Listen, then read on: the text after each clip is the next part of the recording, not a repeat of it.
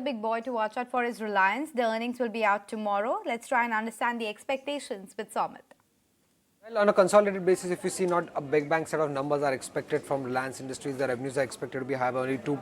EBITDA could increase by around 4.5%. Margins are expected to come in at 16.6%, while the net profit is expected to be 6% higher on a sequential basis. Now, if you see segment-wise performance, it is the O2C segment that is expected to lead the growth for Reliance Industries in the fourth quarter, and that is the reason why. And this is because the EBITDA growth of O2C segment will be the highest compared to other segments at around 9%. Now, O2C segment benefited because of a steady refining margin and because of higher petrochemical margins in the fourth quarter. Now, petrochemical margins were also higher because of lower energy costs that we had seen in the previous quarter.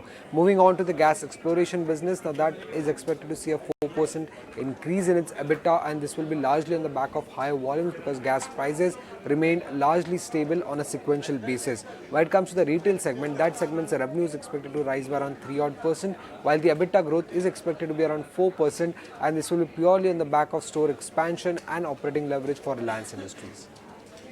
So that's the expectations from Reliance, but Jio, of course, forms an important part of the business as well. Somit, what's the expectation? Pretty much flat, right?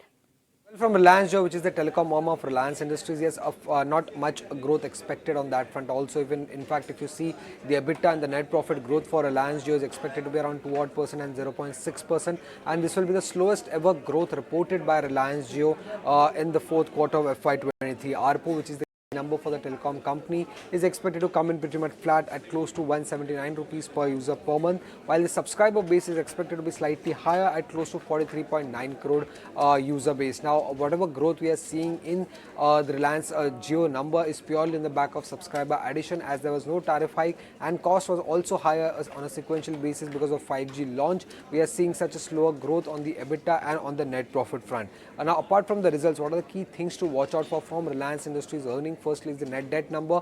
Earlier the company Reliance Industries was a net debt free company, but now its net debt has increased to around 1 lakh crore. So where this number is going to be at the end of financial year 23 would be important to watch out for. Along with this, how has been the performance of its recent investment in retail and a new energy vertical would also be important to track. What is the update on the demerger of Jio Financial Services, something that investors would be keenly watching out for, and what has been the 5G traction, what are the 5G monetization plans going ahead would also be important to track from Reliance Industries and Reliance Jio earnings.